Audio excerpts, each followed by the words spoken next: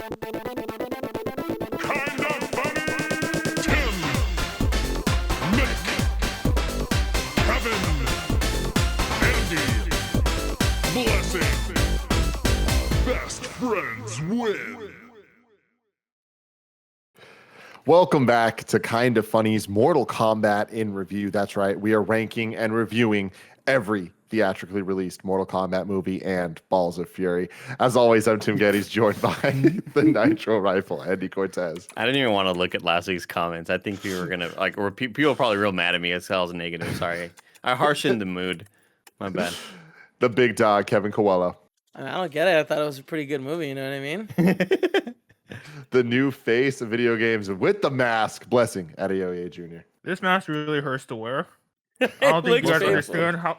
I don't think you understand how much of a commitment this is. This is very painful to wear because this is really tight on my face, and it's a very hard mask. And so I'm taking it off now. Mortal Kombat it's a painful game. Yeah.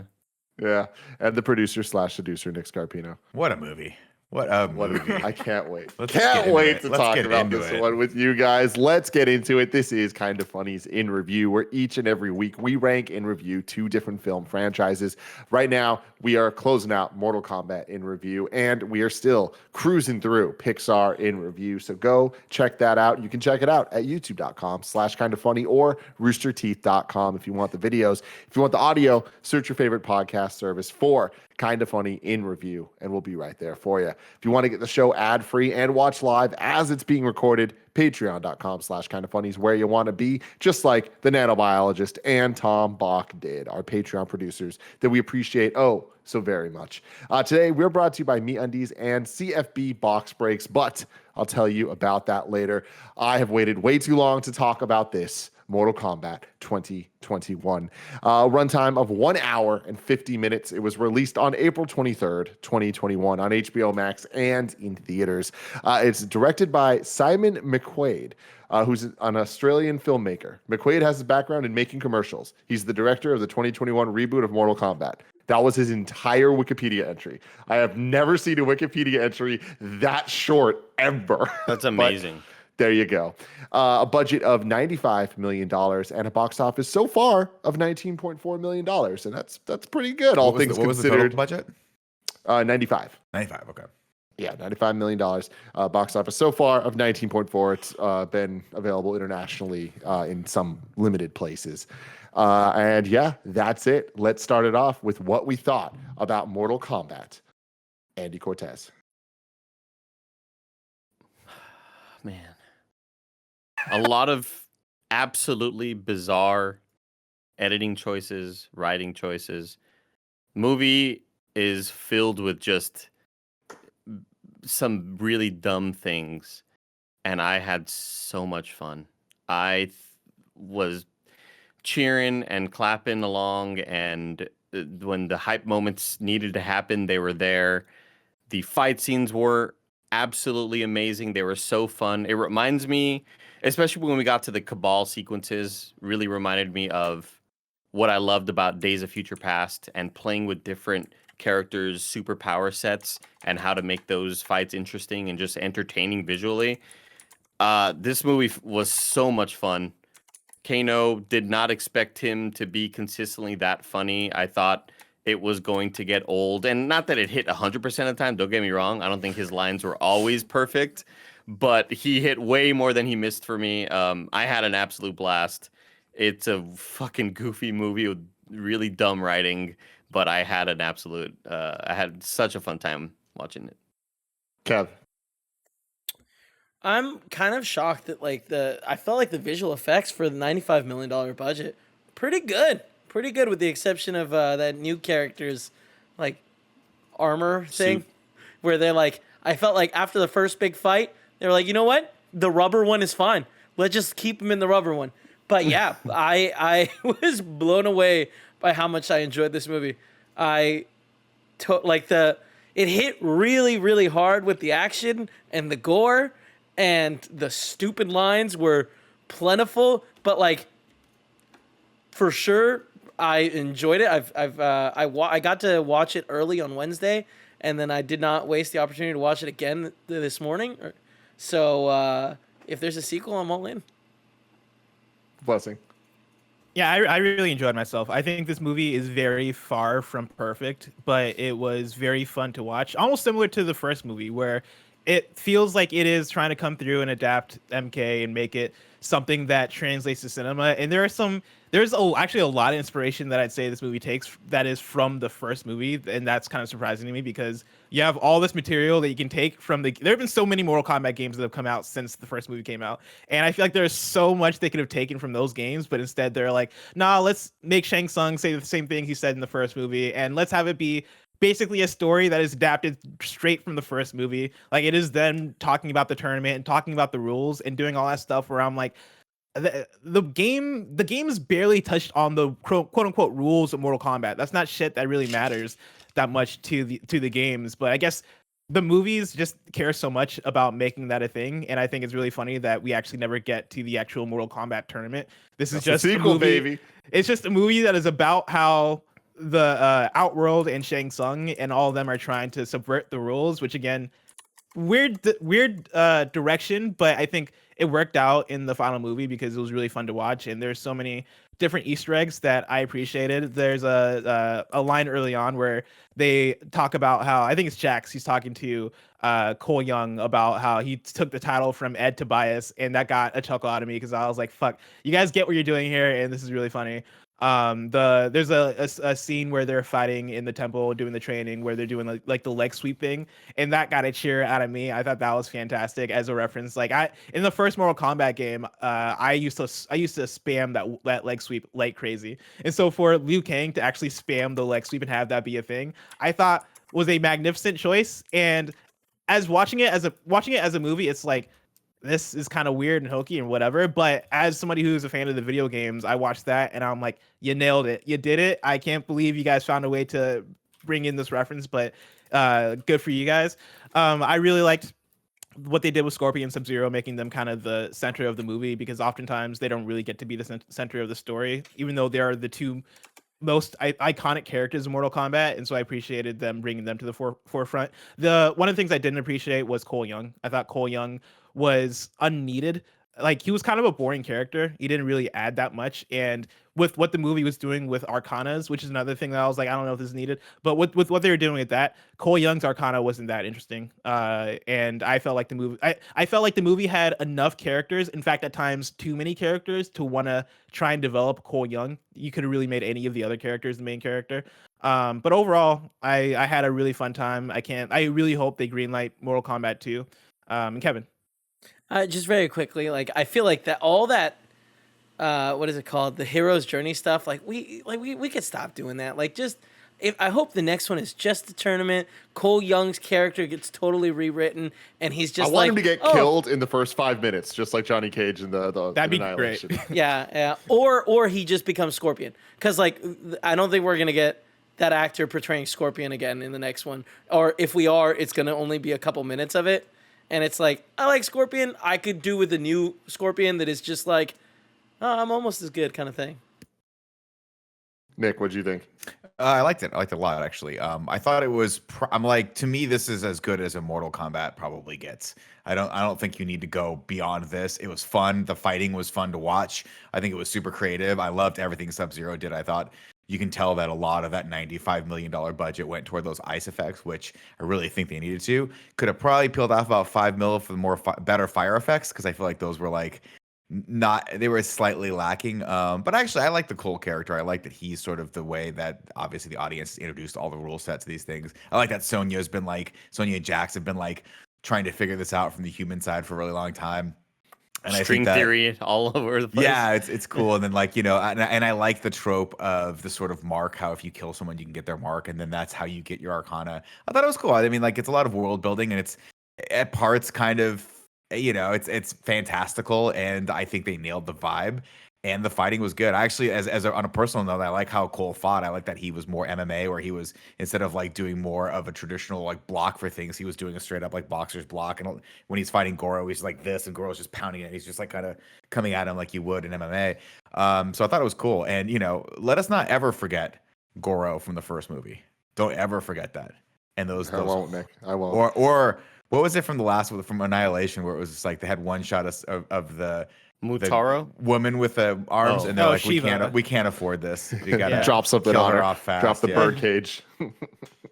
I fucking loved this movie, man. It was such a damn good time. It is exactly what Nick just said. It's about as good as a Mortal Kombat movie's going to get. With the one exception, I got to say it off the top, the music was a supreme letdown to me. Yeah. When it does kick in, when we do get the theme in orchestral form, obviously that's fucking awesome. But not getting the techno theme during any of the montages of the fight scenes, of which there were plentiful. There was an insane amount of fights in this movie, which is awesome, and I like the variation and all that stuff. But not even just the theme, like what we loved so much about the first movie, like even Reptile's theme, like having these different fight themes that are so iconic. They just kind of dropped the ball, and the music in this was fairly generic, and that is something that so much of this movie is not generic. Like they went full Mortal Kombat in almost every element, especially with the choreography and the moves and stuff. I liked the Arcana thing because I feel like it really this movie did a good job of constantly giving anime-esque moments to happen to these characters of like, okay, we're going to get you together. Now you need to train. You're going to unlock your special ability. Then you're going to face the back. It's like, of course I'm a sucker for that type of stuff. It's like lowest common denominator hype machine, right? But I was pleasantly surprised with how over the top and stupid Kano was, and all the dumb lines. Like it just felt right. Like it felt like a modern version of a shitty 90s movie. And like that's what I want from a Mortal Kombat movie. And the huge star of the show for me in that regard was Cabal. I cannot believe how cool he looked fighting. Like every once in a while I see there's like some type of visual effects going on in a movie where I'm like, I've never seen that before. And this was one of those times where him teleporting around and shit, it gave me the same type of like awe that Nightcrawler and X2 did. And it's not just because of the teleporting stuff. It was like just very, the trail, very the purple cool. trail Yeah, looks it's so like, slick. He didn't teleport though. well, whatever. The Melina moving fast. teleported. Yeah, he moved the fast. fast speed. Yeah. Yeah, it just like it looked so cool, and I've never seen that before.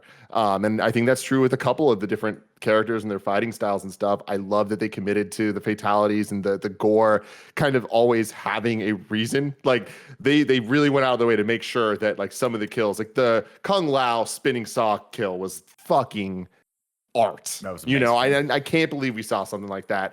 I expected we were going to see some like X-ray moves and stuff like from Mortal Kombat like 9 and 10 and stuff. But hey, I guess we'll save that for the sequel. The Johnny Cage thing at the end was like such a like, let's fucking go. When he said Hollywood, we lost our shit. Dude, when who was it? Sonya did the like 10 rings like laser beam thing through her, and then like the body collapses over, and it's like the hole with the spinal cord, and it just collapses. It's like they like took that right out of the games, and it looks so good and fucked up. And also, how dumb is it that Scorpion, like the final kill is the fatality with the fire, and it looked just as dumb as the games. I'm like, thank you for committing. Like you knew it was gonna look stupid, and you did it anyways. Good for you. I do like all the they did a lot of the same references that we got in the original movies, where somebody will kill somebody and then be like flawless victory. Right. Yeah, and like shit like that. I feel like To it was me, that earned was- this time. Like No, see, when to me, I go ahead. Sorry. because when Kung Lao kills her by splitting her in half, that's for sure the coolest kill they're gonna have in the whole movie. And then he says flawless victory like an asshole, which also fit his character. That was a good moment for me. Yeah. See, those callbacks for me didn't work. I mean, actually, I'm sorry, I shouldn't say they didn't work. They were awesome and hilarious and ridiculous, but I didn't need them, and they sort of stuck out a little bit to me because I think this movie is actually a pretty well made film. And as a person who's not a huge fan of Mortal Kombat, when Scorpion's like, "Get over here," and it doesn't sound like his normal voice, I'm like, why is that a thing? And I understand that this is Mortal Kombat, and I stopped asking that question the second they started fighting because it was awesome. Yeah. But there's one part of me that goes like, why would you kill someone and say flawless like fatality? I don't like that stuff. Just kind of felt shoehorned in there for me. The only moment I felt that was Liu Kang getting revenge and saying fatality for Kung Lao. Like, Yeah. What? What? Like that just did not work for me at all. But So that's an goddamn animality, it, you know what I mean? Well, no, it isn't because it wasn't an actual dragon. It was just a fire dragon. Like the animality would have to be. Oh, you're the right. Real You're right. actual maybe dragon. turned into an My bad, animal. my bad. Yeah. But so many of the other cheesy callbacks totally did for me. I thought Kano getting his power was probably the funniest and coolest moment of it all. And I don't know. I guess I just was always surprised by the next thing that he said because I kept expecting it to get worse and dumb and bad and tired, and it like never did. Like we knew who was gonna get his power there. We knew they were trying to get him to get his Arcana, and he pulled it off. And I'm immediately like, what's he gonna say next? Is it gonna be stupid? And it was like the perfect fucking reaction. Like I loved everything. I loved like 90% of what Kano did. I thought he stole the show.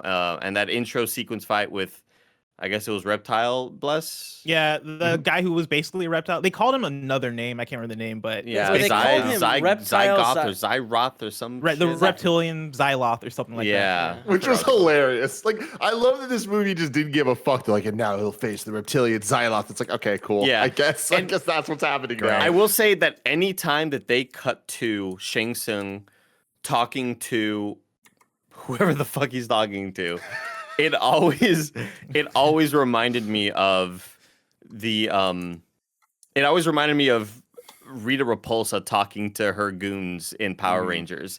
Like it never felt good. It always looked cheesy. It didn't look great. The green screening and the lighting wasn't really great in a lot of those sequences.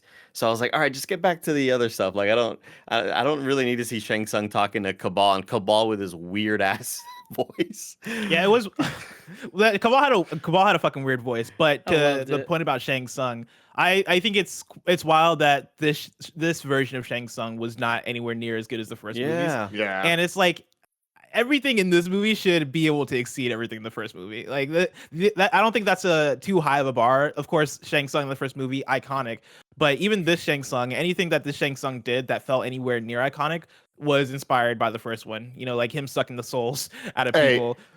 With that though, I want to give two Kano shout outs. One to him saying fucking whoops or fucking oops. Yeah. When someone is like not able to get her power. That was like a laugh out loud moment because it was just so unexpected. The delivery was just so killer. And then the other time, I forget the line, but he said something like, he's going to suck your soul.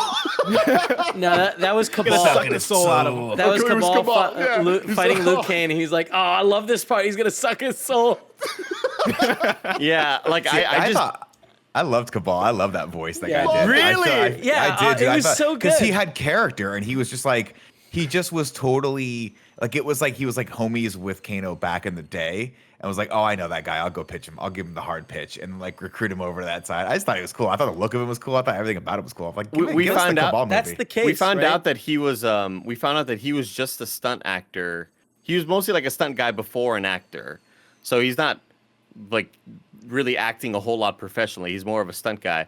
But for me, I was like, I just could have taken like any other voice actor. Like I think any other voice actor He could have sounded been like a he was little from a bit different better. movie. Yeah, it sounded I mean- like I told Blessing it sounded like cartoon acting in a realistic movie, in Yeah. a live I action loved it. movie. He's I he's felt- supposed to be from Outworld, right? And like he No. sounds like is he not? Is he from Australia? No, he's Or New Zealand Kano's or like friend. Like Okay. he says, But he's working. We were all But why is kind he of working laughing. with Outworld? We were all I guess laughing when Kano he also said kinda it, worked. but in the beginning, when he's first introduced, he like talks about being like Kano's friend, and that's the reason why he's in this Iron Lung thing. Okay. Yeah, Even I thought still, they he had just just had a sounded like fight. he was from a different movie. I'm Yeah, I pretty thought sure they they were had both just had part a of the fight and Black he- Dragons, or whatever they Oh, call got it. it. Dude, even Kano, I'm the Black Dragon. It's like, what the hell are you saying? I want to shout this movie out for that because there are characters that I wouldn't have expected to be standout. They're a standout, right? Cabal was a standout. Kano was a standout. Kung Lao, who is a character that I really dig in the games, I wouldn't have imagined that he would have been as dope as he is in this movie, and he is super dope. He's just as dope in the way that he fights and he uses his cap. He almost feels like a mixture between a Captain America and a fucking serial killer. The way that he 100%. spins that thing around. And I mean, throws when and all that he stuff. when he enters the scene, it is oh my god! When he teleports in. It is Steve Rogers in. It is Captain Infinity America War. in Infinity War. Dun-dun-dun, dun-dun-dun, train. dun-dun-dun. Like it's that moment. I was just so fucking hyped when that moment happened, and it looked cool. Yeah, the VFX in this movie were amazing. I thought they were fucking great. Anytime there was particle effects, and it was Shang Tsung coming through this black sort of cloud of a bunch of just random particles, whatever the hell they were. They looked awesome. They looked convincing. I thought Goro looked awesome, and I didn't expect it to look awesome. And I feel like he consistently looked lit well and he was part of that world. I was just always blown away by the VFX, and it seems like a lot of the budget went to VFX and not towards like we got to get big actors in this movie. And Which I I'm mean, fine with. Yeah, I Yeah, appreciate totally. that because Yeah, it's totally. like just make it so that like the actors can like do these fights well, because that's what we want to see, right? These cool fights, Yeah. and I think that they did that, and then they put in cool visual effects for all the Outworld people. I do think that, and I've said this earlier, that like Cole Young's shirt is just. I wish they had given him any other powers, even if he just had a blue glow that did the same thing or something. That would have been better, I think. It reminds me of one of the moments in Black Panther where from behind we see Chadwick Boseman's suit, and while in the theaters I had noticed, and they edited it out in the DVD, I had noticed like a tag and kind of a seam on his like Black Panther That's suit, funny. and like the Cole Young armor or whatever it was looked very much It was just plot kind of armor. like. That's his power. Yeah. I mean, oh yeah, that's actually a perfect way to put it just didn't look, yeah, it looked kind of rubbery. I thought it looked cool Yeah. in the Goro fight scenes, but then they just used this regular kind of thing that hung off of his neck, similar to Nick when Michael Keaton is Batman and he turns and there's like a gap in between Oh yeah. his Oh, mask yeah. and his upper lip. But Yeah, like it reminded me they of that a bit. definitely stopped doing CG to it, right? During the Goro fight, a Yeah, lot because of it. Melina hits him several times. He doesn't get the orange glows Yeah, anymore. Yeah, What this a movie weird has thing to set some up and then not inconsistent- pay off. There's a lot of Yeah, I mean, inconsistent editing in this movie. Yeah, the editing was a total mess. Atrocious. I would love to find out, because there's a scene where Cole Young Sonya. is Cole Young is training, and he gets like thrown or something, and when he gets back up, he has like a big orange stain on his eye and on his Oh, shoulder. dirt. Yeah, it was like dirt. Yeah. and it just kind of doesn't fit, and like 30 seconds later there's another throw, and it's very clear that he like slides on his head and his shoulder, and it's like, oh, okay, they like move those scenes That's around where it came from. for Yeah, whatever or reason, and it's just like Continuity wasn't exactly there on that. There yeah. was I'm quite a bit of curious- bad continuity. I'm yeah. curious, like I hope someday we find out what the original vision was. Not that I want it, I just want to know what it was, just Nah, to man, see release it. out of curiosity. It'd be like See, character gets knocked down, they cut to the other character, they cut back, the character standing up again. It's like, oh shit, like you got up really, really fast, or I could have used like a sort of like moment. See, for And, me, I feel like I think they sacrificed continuity for the energy of the edit, which I think worked, right? So Positive, to our yeah. earlier point, like I really think like they were like, we don't need name people. We need people who can do the choreography, look good doing it, and we need to cut this thing so it's lightning fast. And it worked for me. Like I don't need my fight scenes to have perfect continuity. I need them to have kinetic energy and really fun, creative choreography. And I was hoping, I think I remember saying this when we watched the trailer, we did the trailer reacts. I was like, some of this stuff doesn't look that good. And nothing takes me out of fight movies more than when there's like effects that are just terrible. And to this movie's credit, there was never a part, really, maybe a couple parts, but there was never a really major part where I was like, oh, that's terrible. That took me out. Totally. Well, to that point, Nick, like there's so much fight in this. Like a lot I would of say fighting. 60% of this movie is fight, and for it to never really take you out of it, with like rare exception, like that's a testament to this movie succeeded at what it was trying to do. Yeah, you know, I think that like besides the music kind of being a letdown, like the other thing that I just really didn't vibe with, and I guess at the end of the day, I just didn't really like Cole, but the storyline of Cole like out of nowhere just being like, yeah, I guess I'm gonna leave. And it's just like, okay, that just happened without any convincing whatsoever. And the only reason they're doing this is to separate you so you can fight. But they could have just done that in a different way, because immediately they all just start fighting Well, the I different read that- enemies. I But it read was that- all Rush. forgiven to me. It was all forgiven because they gave Jax tiny hands. And that was fucking hilarious. did give and him so some small weird. hands. I Give him some small was, hands. yeah, I was mad distracted by his hands the whole time, and I was really there was a point where I was like, oh, those are just his arms. He's not going to get bigger arms. Like he's just going to have these tiny mechanical arms, and small. it just looked so awkward until they finally grew. It was My Nick thi- and it was Nick in the Tiny Hands video back in the day. It was, but I like that it was like, I do like that they made an attempt, and I think for the most part, it kind of nailed the like arcs in this movie, right? I think Sonya not having the mark, not being one of the chosen fighters, was a kind of an inspired choice, and having her be like, you have to square off against Kano, and you're like, oh, you have to you're gonna have to kill him to get this power. And then her doing that was cool. And then Jax, of course, having the like realization that like he needs to, no pun intended, grow into these arms and like figure out how to use them and like figure out how those can become his power was cool. I just thought like it didn't bother me at all that there was no quote unquote tournament to this, because I always felt like that was sort of like the weirdest part of the last movie where you're like, well, Shang Tsung doesn't care about the rules, so why would he just constantly attack them until they're all dead? Well, in this one, that's exactly what he does, to the point where he shows up on Raiden's doorstep and he has to put a force field up to keep him out, which to me I was like, that's cool, because now there's a clicking like clock. There's like enemies at the gates, and tournament or not, someone's gonna die. People are gonna die, which I thought was cool. It's the orcs right in front of Helm's Deep. They're ready for this fight. Exactly. Both Oscar award, possibly both Oscar type of contenders. Somebody mentioned X-Men earlier, and I think that's a great kind of comparison to make with this movie, because I like by the time we finished the movie, I was like, okay, I like this. I thought this was an enjoyable experience to watch, but I think there's so much more you could do with these characters if you had more time to flesh each of them out. But the fact of the matter is, you're adapting this game series that has so many characters, and so many of them are iconic, and so many of them are characters that are characters that people would want to see in this movie. And I guess that presents the problem of, all right, how do you have all these characters shine, but then at the same time, like, make a movie that is quick and is paced well and cohesive?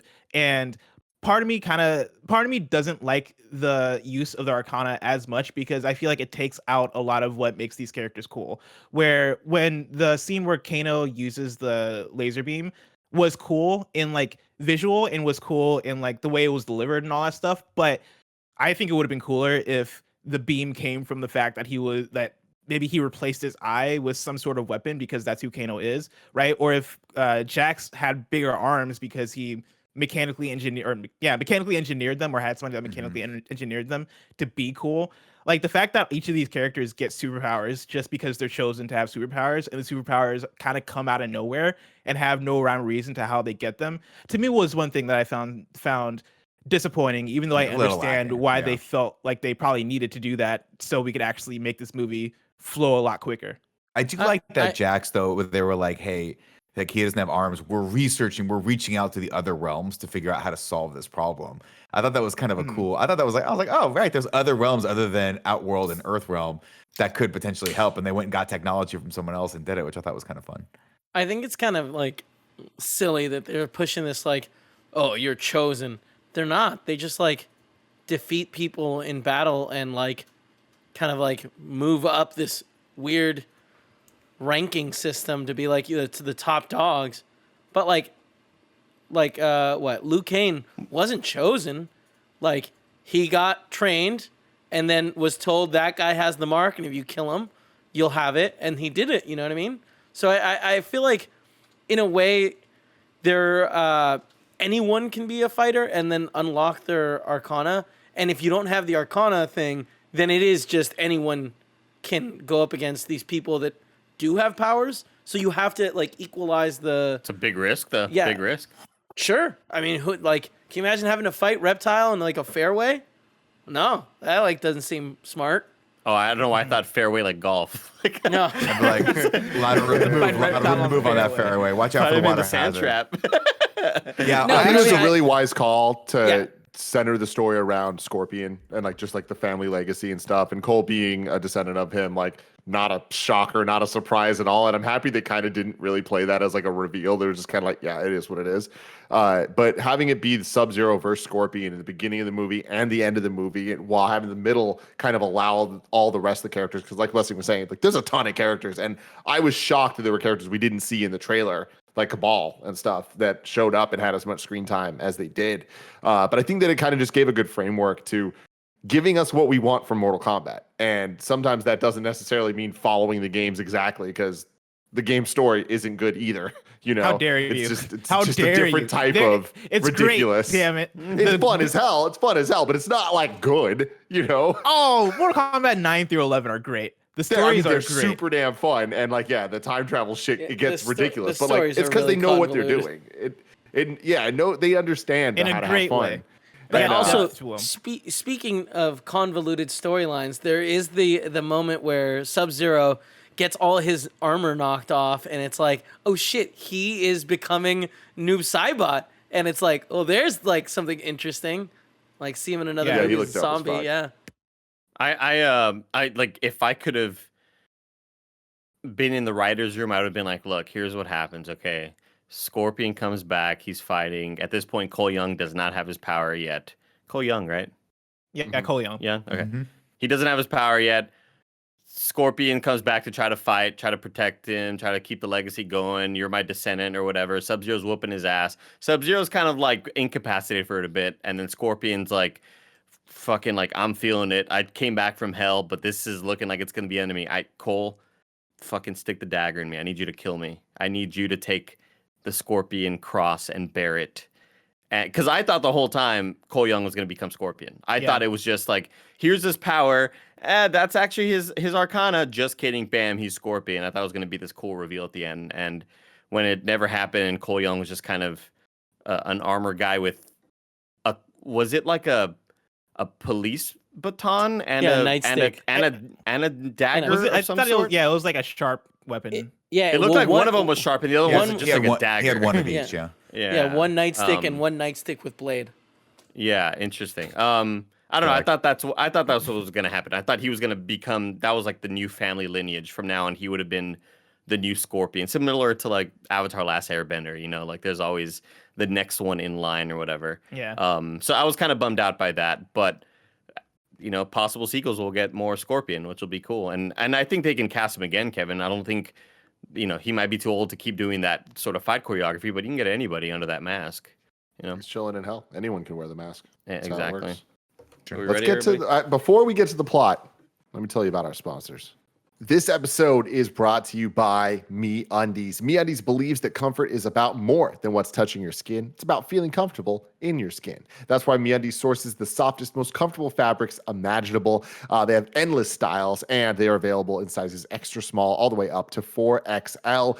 You can express yourself every day in new limited edition prints because what you wear on the outside should empower you from the inside. It's their whole thing with MeUndies. I love MeUndies. I've been talking about it forever. Literally, right now, head to toe, I'm in MeUndies with the shirt, with the undies, with the lounge pants, and with the socks. I love how soft it is. It's changed my life, changed my wardrobe entirely, where I have completely replaced all my socks and shirts and undies with MeUndies because of how soft and consistent the quality is. And it's also super fun with all the fun designs they have, whether they're licensed things like Star Wars or things that are just more like fun, like weird little sushi rolls and stuff. It's always fun stuff.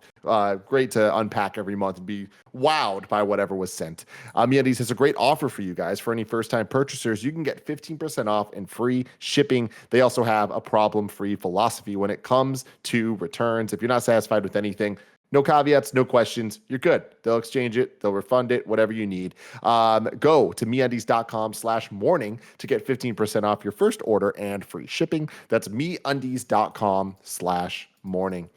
And now this next sponsor I'm very, very, very excited about. This episode is brought to you by Channel Fireball Box Breaks. Channel Fireball is a very big name in the collectible and trading card industries.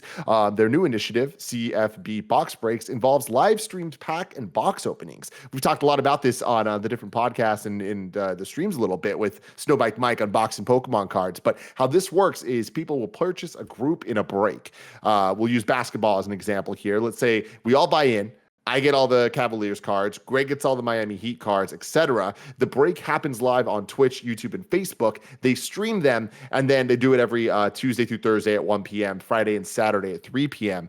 And then they get whoever gets assigned those cards gets those cards. There are also personal breaks. So let's say Blessing buys an entire box of Pokemon cards. We open it live on stream before shipping him the cards themselves. Each stream also builds to a premium break.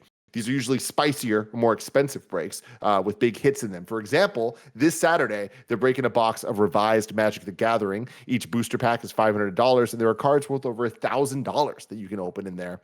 Box breaks are a fun way to get your hands on collectible cards like Pokemon, Magic the Gathering, Flesh and Blood, sports cards, and more. Yu-Gi-Oh, Digimon, there's a whole bunch of cool stuff. They're running an awesome deal on Battle Styles, the hottest new Pokemon set right now, and you can get a box cheaper with CFB box breaks than anywhere else. This Friday and Saturday, CFB box breaks are running 2 spicy Pokemon box breaks, a booster box mixer on Friday and an elite trainer box mixer on Saturday, with packs from Evolutions, Darkness Ablaze, Sword and Shield, Vivid Voltage, and Battle Styles. Kev, it's time. Bring it up. You can get your hands on a Pikachu VMAX worth over $400. Head to CFB Box Breaks now and use code KINDAFUNNY so they know that we sent you and you can get 5% off your first break. That's CFBBOXBREAKS.com. Use code KINDAFUNNY. CFBBoxBreaks.com, code KINDAFUNNY. Kev, bring it up one more time, because I want to say this is the Pikachu VMAX card, which has lovingly been nicknamed Chonkachu. And I love everything about that. So if you want to potentially get a Chonkachu or see somebody get hype opening a pack and getting this Chonkachu, you know where to go. CFBBoxBreaks.com. So cool. You love that, Kev? So good. I thought you would. All right, guys. Hit it, Andy.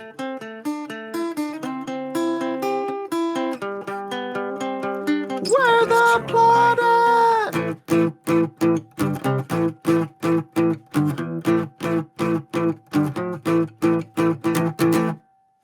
I hit It's a wrong more. note. Sorry.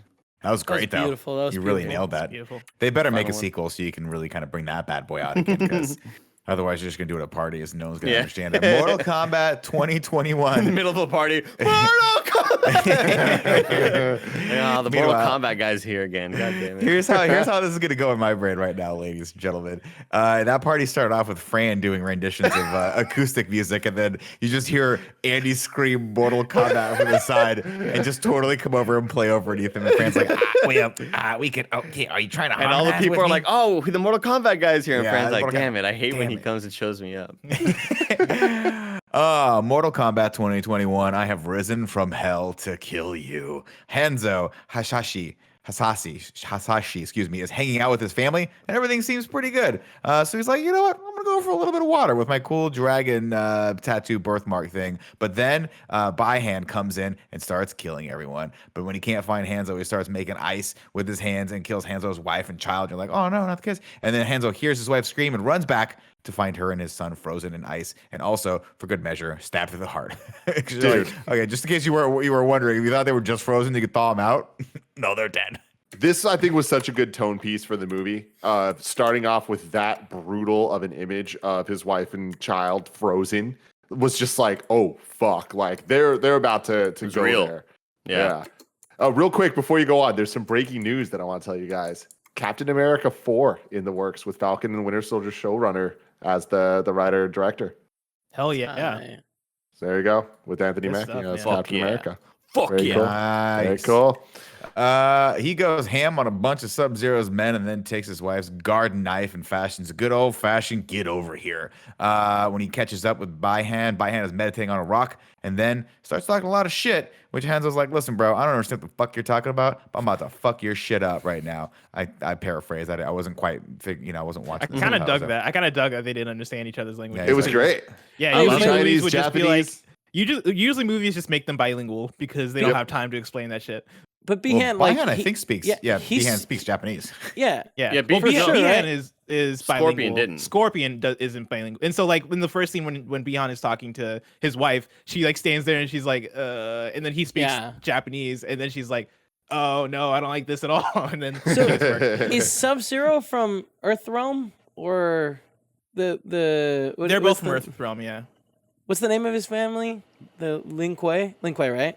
Lin Kuei, yeah. Is that his family, or was that because he was like, "This is for Lin Kuei," and I was like, "Oh, Lin Kuei is like the tribe. Yeah. oh, okay." the- I thought that the- was the like his clan. wife that Scorpion had The killed clan, or yeah. something like that. Interesting. No. I like that they had like beef to some degree. Or was it Very just that unclear this guy though. was a Very great- quick yeah. and like it's cool. I get that they have beef. Let's see this cool fight scene. But I'm Yeah, always a big fan of like when the bad guy is doing bad things, but it turns out that Scorpion not that good, right? Maybe he fucked up the Lin Kuei or something, or did That's something possible, bad. Nick. Yeah, We don't don't know. really know what's going on. Yeah, here. I will say I think Tim was right with this, setting the tone and letting the audience know that this is going to be fucking dark and kind of get really gross and twisted at times. But I'll say that the moment of mom talking to daughter and like maybe a second of scuttlebutt outside, little ruffling the feathers outside, boom, sword with a blood against the thing. I was like, oh, this is a little too fast for me. I need the wife to kind of be like, who's out there? What's going on? See a murder, be like, oh my God. Like, I needed a bit more of that as opposed to just like, oh, we're having a little sweet mom and daughter. Ooh, it's chilly in here. Bam, knife or sword through the thing. A little too fast for me. And They don't have time for this that. is They don't have Mortal time for that. Kombat, bro. We don't have time for Let's that. go. We got a Let's fucking fight. tournament to get to. There's 8 characters in here. They all got to get their fight. They all got to square off against their match. The person who's the height weight match for them. I love that Bihan was the one who was out for blood and posed as kind of the villain in this situation, because usually when It's in the usually Scorpion reverse. versus usually when it comes to Scorpion versus Sub-Zero, both of them aren't usually like good, but Scorpion is usually the one who's like, oh, he's doing fucked up shit. Like he's the one who's more evil. And I kind of like that they flipped it, because Scorpion 2 is the one that Ed Boon usually says is his favorite character, and this feels like kind of a, hey, let's put him at the forefront and make him more of a main character than Sub-Zero or Johnny Cage or whoever else. Of course, they start fighting, but Bihan gets the better of him and stabs him through the neck, and then whispers, or actually he says, "Do not forget this face," before Hanzo dies. Then he whispers as he's walking away, and the cool, like, I just killed my opponent, walking away, thinks this is for Lin Kuei, who I thought was, I had no context for that, but in my brain I'm like, there's been a battle raging for years, and this is just the end of it. I like to make up shit. Do they kind of what's up, guy? imply? Oh wait, can you guys hear You're me? Oh yeah, You're sorry, good. my it doesn't matter. They kind of imply that what the wizard dude set him over, right? I didn't get that. No. Wizard dude. I No? just thought that, like, no, Raiden. Yeah, I just got that he's not allowed to interfere. Not so not he came Raiden. in. Who was the Shang from Tsung? Elseworld? Shang Tsung Shang had Tsung? right, Oh, because yeah, probably. later he's kind of like, hey, this family. He's like, I already took care of him. Like I did my job, you know. Well, they make the reference, which I 'Cause thought they- was smart, where he's like, we've been kind of cheating for the last 9 tournaments. That's how we won. And I just assumed Yeah. that maybe this was sort of part of that long-term strategy. To I thought win so, too. Earthrealm. Like, really? You're cheating? Like, I should talk to the judges about the commission it's is not not going to right. like hearing about all of this. I mean, we saw the judges in Mortal Kombat Annihilation, and they are just plugins for After Effects. They're not very good.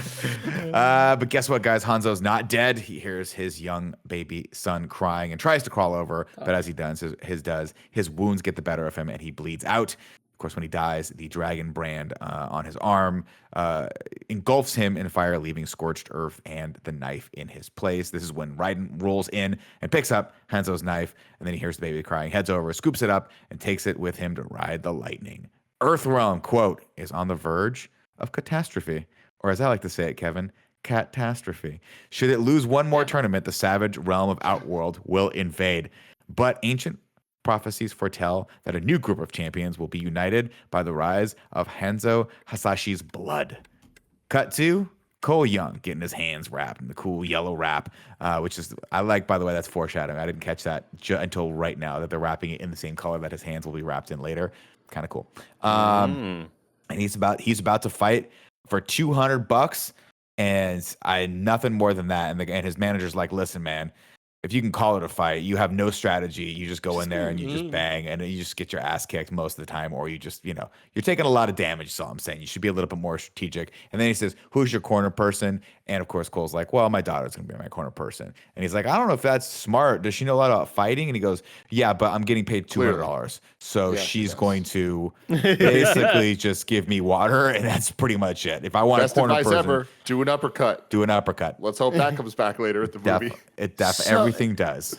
Nick, like that's not the right move for what was happening, right? Like, remember when she's like later, like, "Hey, don't tap," and it's like the man's getting choked out and his back's about to get like split in half.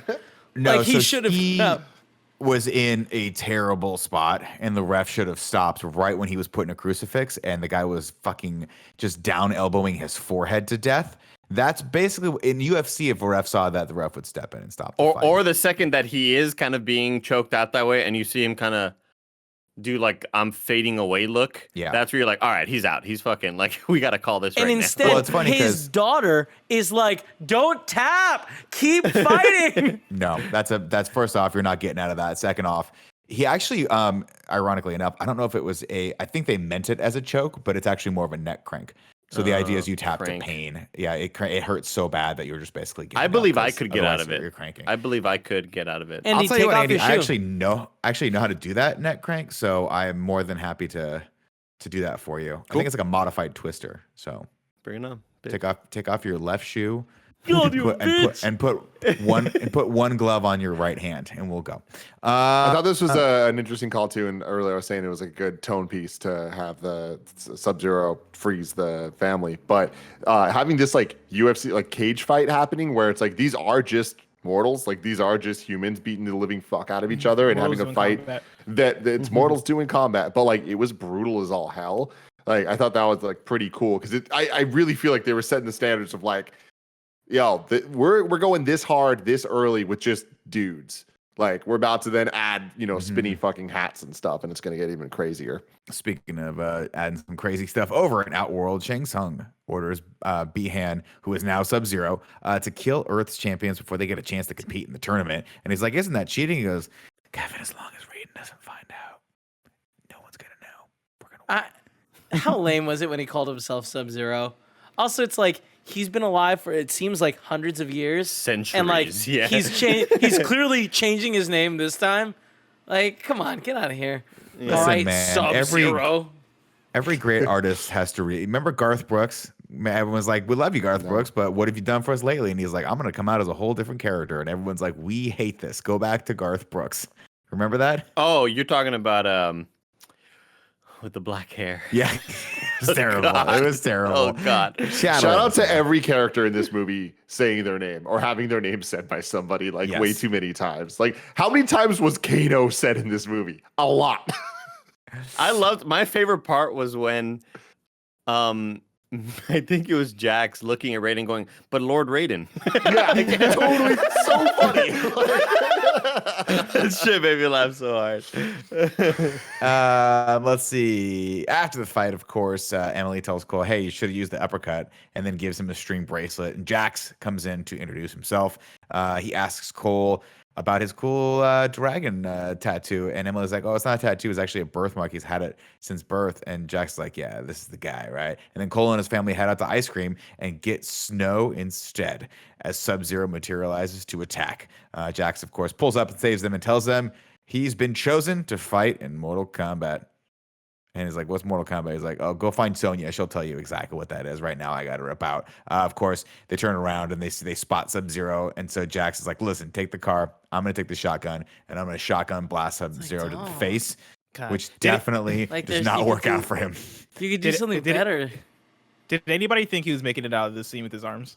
No, I thought he was going to die. Yeah, for My sure. favorite reaction was after, not the longest fight, the arms break and Blessing goes, "Finally." I was like, why are Blessing, you it's been looking? 5 minutes. Yeah, but it was the annihilation on top of it that he's been waiting, right? Sure, yeah. Well, like that was one of my biggest issues in Mortal Kombat 1 is when he was when the dude who was not Jax but it was a black dude on the mission who maybe should have been Jax but whatever. When Goro holds him up and Goro has the 2 extra arms to easily pull off this dude's arms, he just chops him on the shoulder and it's like. I'm talking about from the first Mortal Kombat. You're talking about the fighter that Johnny Cage saw at some tournament. It was like, "You got some skills, guy." Yeah, it's like, come through. We're just gonna leave Jax at home. I've been waiting for 2 movies for somebody to get their arms ripped off, and finally it's here. And It to was get awesome. Melina's fucking face, and we got it, man. Yes. Good for them. But Dude, how the bone brutal. coming out of Jax's arms, man, it was wild. Yeah, That was that super looks brutal. wild. Also, I looked Yeah. into it. There's the line later that Liu Kang is like, "Oh, the ice cauterized the wound." Like ice can't cauterize a wound, but Yeah. it can slow the bleeding down, which allows it to. This is What's science the- with Kev, by the the- way. This is definitely science with Kev. Oh yeah. Sorry, and it allows it to Is it clot. really? That's it. So like that does work. Do you have a science Is with it Kev really? graphic? Is it really? Hold on. Science with Kev. I'm Kevin. Blood clots are real. Here's the Melina. Hold on, when Jax gets his arms ripped off, that was obviously brutal and awesome. But then when he falls and like just hits his head on the thing, it's like this motherfucker is dead. Like, Yeah. It was. Yeah. That was some. They're like, we intense can fix stuff. his arms, but his brain is just gone. He's not gonna be right there. Let's see. Melina reports back to Shang Tsung that Sub-Zero killed Jax and tells her to keep the pressure on by sending in the Reptilius Humongous or whatever the hell he talks about. And then Raiden can't. He's like, but listen, again, guys, let me preface this. Everyone keep this on the DL. Raiden can't know we're breaking the rules because that's how we won the last 9 tournaments. So if he figures it out, man, we are screwed. But since we've been able to do it for 9 tournaments straight, I'm getting the message that he doesn't care. I think he understands what's going on. Cole heads over and finds Sonya, who kicks his ass, and then they head into her double wide so she can tell him about Mortal Kombat. And then Cole sees he's been, by the way, that whole time he's been seeing flashes of his father in hell. And then he talks to Kano, who Sonya has tied up in his closet or in her closet. Kano has the Mark II because he killed the guy it belonged to. Then they get attacked by the invisible Velociraptor with acid for saliva, and Kano gets his face ripped off. What's up, Kev? The amount of little things that you change in like the script is so funny. Where it's like definitely not his father, like super distant relative. Not Say was someone's father? Scorpion. no, was Scorpion. Yeah, Cole's. Skull's like great grandfather. The little girl they save in the very beginning is just someone that goes and has kids. Yeah. Yeah, that took place. That was in like the 1600s or some shit Yeah. like that. Oh no, that makes more sense. I was like, I thought they said I thought because when I watched this fast, so I thought they were like, it's my daughter, and I was like, well, I guess it was a son. I must have gotten that wrong, and it must have been. It clearly was in the early '90s, right? That these people were living in feudal Japan. Hey man, in my defense, there are areas of Japan where people still dress in the more traditional I was garb. with you. I was in the same boat for half the movie until like I think that somebody mentioned something and I was like, oh, this. Someone said centuries at some point. Yeah, Yeah. somebody And I was like, used the okay. word centuries, and I was like, okay, that makes sense. It was also It like makes a sense. glass painting in the temple, which I thought was odd. Where it's like this isn't Yeah. like Mortal Who was Kombat there? tournament sanction related. You know, this isn't like clearly they know about the attacks then. Yeah, Right? yeah. Yeah, you know what? That makes a lot of sense Very good because point. because when Cole sees him at the end, I was like, he doesn't really seem too excited to see his father. I'm having a great time. I was like, I'm so happy we did this. I feel like they should have like a moment where he's like, Papa. I haven't seen you since I was a little boy. I was a wee child. Oh man, this is what happens when you take notes on the movie the day it comes out. Clearly, I got to see these things 2 or 3 times. Anyway, let's see. So let's go back. Cole sees flashbacks of his great grandfather in hell, and then talks to Kano, who Sonya has tied up in the closet. Cole sees his uncle. Cole they use a road. What's up? I was gonna say right from the introduction, Kano's making me laugh. Like I'm the whole time I'm kind of cringing, being like, this is gonna be a dumb character. Like they've got him tied up here, and no, he just makes me laugh. He's smart. He's in there playing with the spit, talking shit. I felt the same way though, Kevin, because a lot of his introductory lines, I feel like they were half and half. Of this line was good, this line not. Like the lines were just met with silence in the room. It's like that wasn't a very funny line. But then as he went on, he just progressively got better and better. I think it was that awesome. the moment where I was like, I think I would like this kid is when he's like, hey new guy, help me out. There's something about calling. Him getting the Cole knife Young in the knee new was guy. fantastic. Yes. Getting the knife in the knee was so much fun. And being like, that was on purpose. Yeah, it's really Yeah. funny. Let's see. They use a road flare to expose the. By the way, did I say that the Velociraptor was invisible? Because it is. It's got everything going for it, man. This Andy is the 2021 Velociraptor. Okay, it's capable of invisibility. It can climb Feathers. walls. It's very, very high. No feathers though. Where it's Okay. it's a classic stylings for the Good. Velociraptor. The real Did- one. The real Did you one. guys absolutely. watch the Jurassic World? Didn't they have one that went invisible? Oh Yeah, shit, right? Kevin. Yeah. Yeah. Yeah. Jurassic Damn, I World got think there I- first. I may have Fucking blocked trash that out movies. of my brain. Trash fucking movies. Let's see. Kano, of course. Let's see. Sonya hits it with a knife, and then Kano uses that knife to rip out the thing's heart. Kano wins. Sonya is trying to get to Raiden's temple. A lot of information here where he just looks over and sees Raiden's temple. And he's like, hey, governor, I know where that is. And she's like, you do? He goes, yeah, I used to run guns through there. And she's like, it's in the middle of nowhere. But yeah, I guess that makes sense. Let's use this as a story beat. Luckily, Sonya's like, I'll give you $3 million. And Kano's like, great, I'll just take it at face value that you have that. And then when Cole's like, hey, you have $3 million? She goes, no, I live in a fucking trailer. Like, I don't have $3 million. And it's funny. His response to me, like, you live in a place like this and you have $3 million. And she's like, hey, this is my childhood home. It's like, that's not a rebuttal that, like, it's like, okay, so, like, how does that mean you're rich? It's a side home. It's a vacation house, Kevin. Yeah. You know, it I could've live been like- here because I want to, not because I have to. Yeah, it's sentimental value. Yeah. Also, I want to shout out the fact that Reptile in the games does have invisibility, lending more credence that this was indeed Reptile. And he also gets his heart pulled out. It's important. He also has, like, moved this really funny poison in spit. the last movie. And he looked like an N64. They take a plane to the desert and then parachute out with absolutely no gear whatsoever. Because I guess they're Why? like, we either find this temple or we are gonna die. This is a perfect example of the bizarre editing in this movie of like, okay, so they're in a plane and they're like, well, fuck, how are they gonna get out of the plane? It's like, we didn't need to see any of this. We see them jump out of the plane, we see parachutes for a second, and then it cuts and they're just walking. Like, why did we have any of that? I'm at fine all? with it. I'm just like, maybe bring a jacket. The desert gets cold at night, and also during the day you need water. But Good they point. find this thing pretty fast, but not before Kano and Sonya. Kano pisses Sonya off because he's like making fun of her because she doesn't have a marker. He's like, you can have mine if you can come and take it. She's like, fine. And then she proves to him basically, I'll kill your ass whenever I want, but I'm not a killer. So you just eat it. I really liked like her just beating the shit out of him and like knife right up to neck, being like, I can do this. I thought that was a cool moment of like, yo, you like this character's a lot stronger than you think. And we need it for the end. Also, we need it for that final battle. Yeah, which that's is kind of setting up pointed the- to a little too obviously with Cole being like, you take Kano. You've already proved you could beat him. Remember in that one moment in the desert when you took him down and you showed him you spared his life? Like, Remember- okay, And like, then let's someone- we get someone's like, it, Cole. Oh, but now he's got a laser, so watch out for that. Yeah. That's what he said. Holy hell. That was so funny. Yeah, it was good. It's one of those. It's one of those moments where you wish the character would turn to them and be like, "Laser, got it.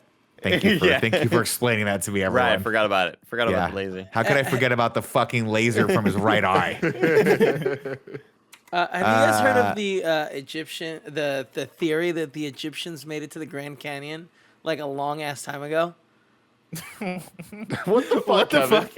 Hold on, because so You gotta Raiden's lay off of temple, YouTube, man. The algorithm will take you places. Raiden's temple is based off the like temple in the United States that is a mountain that kind of has like a pyramid shape, and it's just funny that they actually made that a temple. Like for sure, it's based off that temple. Oh, I see. I see Yeah. what you're saying. Okay. Interesting. Cool. They get close to the outer sphere of the temple and they spot Liu Kang coming out from with the sun behind him. He's all silhouetted and it's super cool. And then Kano calls him MC Hammer, so he shoots a fireball out of his hands at him and he goes, "Are we all gonna get superpowers too?" And I was like, actually, love that's every pretty cool moment if they of all that, get superpowers. Of course, this is less of a temple, more of just some caves carved into the side of a mountain. But hey, guess what? Tournament's right around the corner. Beggars can't be choosers when it comes to mat space these days. Liu then, of course, uses his magic to open up the door and we get the real temple, which is inside and really, really cool, along with some ornate murals that show the living history of Mortal Kombat, which Sonya tells us is the living history of Mortal Kombat.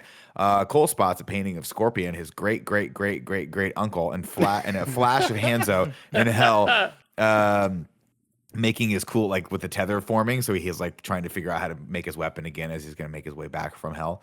And then Liu takes Sonya to Jax, who is stable, but still in need of arms. They're searching all of Amazon.coms of every realm to find some arms. You know, they don't want to spend too much money on them, but they're going to get them for him. You call around and like, no, we don't have those parts here. Our warehouse hasn't had those for a while, but I do know a good place. Yeah, I do know a good place in Niflheim or something. I don't know. Niflheim. Then he brings them to Lord Raiden, who is super disappointed. He's like, "This is the best you guys got." And they're like, "Damn, dude." And then Cole tells him he's willing to die. He's like, "I'm willing to die for my family." So Raiden's like, "Cool, I'll give you a shot. Also, I have no other choice. So you're going to get a shot one way or the other." Sub-Zero makes his way into the temple, so Liu takes him on, but gets quickly overwhelmed. Luckily, Kung Lao pops out of the fucking floor to help, and then Shang Tsung pops up to claim the. He's like, "It's time to claim the world. Screw this tournament stuff. We're getting this thing on right now," but Raiden won't allow it. He calls in the thunder and protects them with a protective field that apparently is powered from a dragon stick that I didn't see him use before, and I assume they set that up. No, we saw him use it. We Did saw we? him use it in one of the other awkward ass cuts where he has his weird staff and he like hits it down, and the camera has a shot for like 1 second of this weird dragon thing, and then it cuts Cool. away. It was Yeah. so But that's zoomed in when though, he's- it didn't look like a staff. That's when Yeah. he's setting up the shield, though. That's that is the first time he uses it, and I think it's one of those things that like, I guess he has to concentrate on it, but he can just imbue the stick with it, and then he just puts the stick down, and it keeps working. Unless someone lasers the eyeball, then it stops working. There you go. Where did I leave off, guys? Your inner power comes for your Arcana, a gift from the Dragon Mark. Without it, defeating Shang Tsung will be impossible. There's only one place that you can discover your Arcana: in the fight pit, next to the Pete's Coffee on Van Ness. Sonya gets kicked out because she doesn't have a mark and is therefore a liability. And Sonya's like, "Oh," so she goes over to check on Jax, who has tiny little metal arms, and she brings him up to speed on what's going on. And he's like, "Listen, I'll be honest with you right now. That all sounds really interesting, but I'm a little bit more of a clamped because of these tiny little metal arms they found me. What realm did they get these things from? And how big are these people in this realm?" It was That's so my fucking question. funny. I like that the hand kind of had that Luke Skywalker vibe to Yeah. it. You know, like that type of the robotics. I was like, oh, that's cool. But then yeah, when you see the arms, like this is fucking stupid. But I'm so happy that they It had a they good played it as payoff. a joke and Had it a had good payoff. Yeah. It got ridiculous when he started practicing his boxing with the arms. It's like, With bro, the little tiny arms. yeah, with those little tiny arms. It's like, first of all, bro, just stop. can't do No, you're give up. There But yeah, are but like, too many scenes can in do this other movie things. that are just like really bad scenes of people punching things. Because there's that, and then later when Cole is like punching his wife out of the ice, it's just like it's so That weird that was bad. Sub-Zero That and was a bad Scorpion are fighting, effect. and it just cuts to him, and he's just kind of like, what the But hell? he's Also- taking massive haymaker swings of this ice and barely chipping like a millimeter off of it each time. I'm like, That's you could also tell it's 'cause how they- you not handle the situation. If someone is frozen in ice, you don't try to break them out. You know, You're they'll gonna snap 'em. break. But I Yeah, also falling out think slowly I with also some think water. that the person editing that just thought that those sequences are really cool to flash back and forth with. It's imagery, all right. This is filmmaking right here. We're showing the struggle on one side, the struggle on the other side, and it was like quick cuts of just ice breaking right back to fucking a cool punch by a scorpion. I didn't like it either. I'll be honest with you. I didn't love it. Let's see. Over in the fight pit, it's time to test your might. First up, Cole versus Lao, and it's awesome. I like the soundtrack here. I wish they'd used this a little bit more because it kind of sounds arcadey, which was cool. Kung Lao's There was punches in there was a little this. bit of hints of that all the way throughout, of the Nick. Like synth. you would get like 2 seconds of Yeah. like cool synth sound. I'm like, oh, I'm like, here we give me go. that, give It's me about to that. hit. But It's they about to just couldn't fucking hit, and commit then to it it. just goes away. Like, I know, why? I don't Kung know. Lao's Kung Lao's bummer. punch combos in this scene specifically, where he does like the quick punches, are pulled directly from the latest games, and it looks fucking sick. Yeah. That's cool. Next up, we got Liu, who was absolutely shredded versus Oh Kano. my god. Were they Yeah. born in labs? Now it's time to rank those abs. What's up, everybody? Welcome back to the podcast within a podcast. Rank those abs for Mortal Kombat in review. I don't have the list in front of me right now. I don't even know if I put the list on there, but we've basically got a tie right here that we need to break. Up top, between- we had Mutaro. I fought for Mutaro. Did we have Horseman, Mutaro? Yeah, who looked Yeah. really Let me look. Let like, me look. shockingly Let me well. let me look. Hold on. I gotta look at the notes, everyone. Rag or Mutaro bag looked it. amazing towards the end of the movie. You thought he was CG and like makeup, like just you're like, yeah, that was probably makeup, but it was clearly just like a really ripped dude. Yeah. So like this dude I- was fucking huge. I didn't have Mutaro on my list, so he's going at number 3. Okay, perfect. Cool. So that's Kinda Mortal getting Kombat robbed, 2. Whatever. I will say so. Right now we have Jax from Mortal Kombat 2. I forgot we put him at number 1 because he was Really good. fucking Yeah, jacked. yeah. And then Liu from Mortal Kombat 1 followed very, very far down by Mutaro, who's probably CG abs. We've all discovered. Where do No you one want from to Balls put? of Fury. Interesting. I don't think anyone took their shirt off balls and free, but I'll put Randy on there at number 4. Hell Yeah, why yeah. not? Randy. Yo, I want to give a mega shout out to Liu Kang because we often talk on this show on all of our shows because we're us about the Tom Holland body type where you are a skinnier guy. And Ludi Lin, the actor here, who I don't know if you know, Nick, he was the Black Ranger in the Power Ranger reboot as well. I did not know that. And he's I like this guy a lot. He has that type of body, but he is absolutely ripped and jacked. Where it's like he's small, but his muscles are like fucking They jump very, out. very, very substantial. You know what I mean? Like Yeah. his shoulder area and his arms. Like I don't have the right words. I don't have the ability to explain what very I'm trying to defined, say. very But defined. it's real damn good, and I am very supremely impressed. And I put him at number 1. I'm gonna say it's good, but again, Jax from Mortal Kombat Annihilation had just bulk along with the definition, and that's really hard to get. So I Yeah, can't, but, in like, good conscience, put him You're above not. this. It's not like we're talking about the abs, not the But overall. perfect point, Kevin. Thank you for proving my point. Did we see all of his abs in this? Because he had a sash around his belly A at one little point, bit, yeah. and we didn't get to see all of his abs. good I'm point. just so impressed by this dude had negative body fat. Yeah. Like you could see every tendon. he and was tendon. It was shredded. amazing. This dude, I'm gonna- handsome dude. Good lord. Yeah. I'm Guys, gonna put him. This dude's hot. All right. I'm gonna put New Lou at number 2. New Lou at number 2. because it rhymes, Kevin. That's why. That's how we do it here. Kind of funny, people. It doesn't have to make sense, but we do get a fucking banger of a line from Kano here, where he looks at him and he clearly sees that he's shredded. He goes, "Put a fucking shirt on, Magic Mike." It's a great moment. And I That's like great. Magic Mike Cinematic Universe. Maybe he's in this. Who knows? Later Hell that yeah. night, Damn, Cole I asks- missed that line. Oh yeah, it So was a much Because all fun the line. other pop culture stuff got me. The Gandalf Yeah. line got me. Harry Potter, all Harry that Potter shit was so hit. good. Like, and it shouldn't, but because it's like Yeah. it's really easy. It's fucking like it's just But it's not a but it creative or was the clever line, but delivery. it's the delivery. It's the moment. Aussie accent. It's just worked so much for me. I loved all that shit. Well, that's the thing is like for these type of movies to work, it's similar to Fast and Furious, where it's like you need to commit and just do everything at this like B level. Because if you do all that, that makes it actually good because you're Sure. like nailing the vision for it. It's when you kind of miss the mark with some of those things, or when you try to take it too seriously or whatever, that it's like there's that tonal shift where it just doesn't add up, right? Yeah. And so it's like Kano in this movie, because of what this movie is, him making Harry Potter lines is funny because we want to laugh at it. You know what I mean? Like we Yeah. want him to have dumb one-liners. We want the next thing he says to be even stupider than the last. Mhm. Later that night, Cole, Lou is suturing up Cole's arm, which he uses his fire on, which is cool. He asks Lou how to find. He's like, how do you find your arcana? And he says, "quote It has to come from your soul, whatever it is that drives you." And then he tells him the story of how he was an orphan and was recruited into the Wuxi Academy, where he was trained and given a purpose, and also met his brother Kung Lao. Upon graduation, he was given the name of a man who was the purveyor of a very rare thing, which was children, and he's a fucked up human being. So, in no uncertain terms, he killed him and took his mark. And he says, in that moment, my arcana came forth. That shit's sick. Like, I think that's a cool backstory. It's such a small little backstory. It's easy. Like, it didn't take forever. We didn't need a crazy amount of lines of dialogue to sort of get this across. It didn't in any way slow down the movie and make it feel like you're going like, here comes the exposition. I thought it was cool as hell. I like.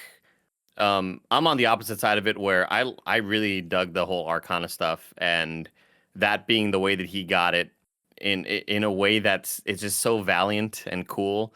I think it's like Liu Kang was probably like one of my favorite dudes in this movie. Just not only the way he acted, but also super hot. So there you go. Yeah. I also think that they do such a good job peppering little Mortal Kombat things, because this is the moment when they mention the boy, right? What's his name? Bo Raicho. Bo Raicho. Who's Master, the drunken master that they have in Mortal Kombat. It's like, that's cool.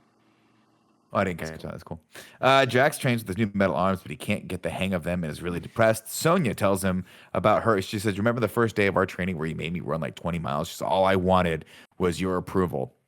And he says, "What are you trying to tell me? You trying to tell me something, soldier?" She says, "Yeah, get off your fucking ass and stop feeling sorry for yourself."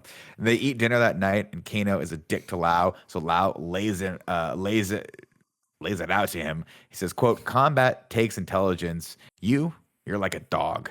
Of course, you get the sense here that they're kind of baiting him because the thing that drives him is his anger. And of course, when he gets really, really, really mad, that's when the laser eye comes out. And he's like, holy shit, I got a laser? That's way better than fire. And he's like fucking with Lau. Killer line. It's way better than fucking fire. Lau orders Kano to beat Cole's ass because he's like, maybe pain will be a good catalyst for you, but it does not work. Then Raiden tells him, he's like, listen, man, your mark comes from a long lineage of your great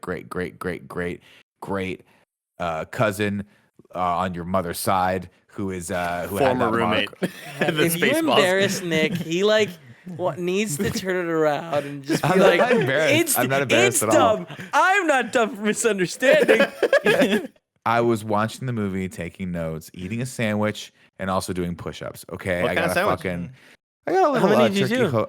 turkey Havarti. I'm sorry, turkey Swiss sandwich on a nice hard roll with some 300, Kevin. 300 push-ups. Fuck you. Oh, no, damn. you It's didn't. amazing. While eating the sandwich, dude, 375. that's fucking crazy. Yeah. Here. Well, if blessing, what I like to do is to economy of movement, right? I don't like to do too many things. I stick the sandwich upright, balance it, and as I come down, I get a little bite. Clean bite, clean A little bite, clean bite. bite. That's awesome. Clean bite. Clean bite.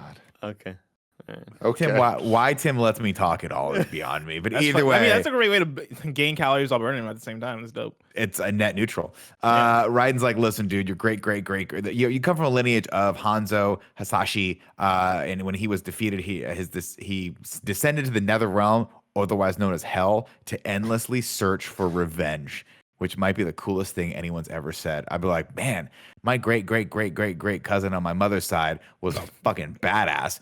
But Cole doesn't have. He's like, but obviously you don't have that power. That blood doesn't flow very strongly in you. So you can take a lightning portal home, homie. And he's just like, okay, I guess I'll go. Raiden And is just an leaves. asshole in this movie. Is he an And asshole? it's like, bro, because these he knows what Cole's soul is. It's his family. He knows he has to send him home for that. He's definitely an asshole.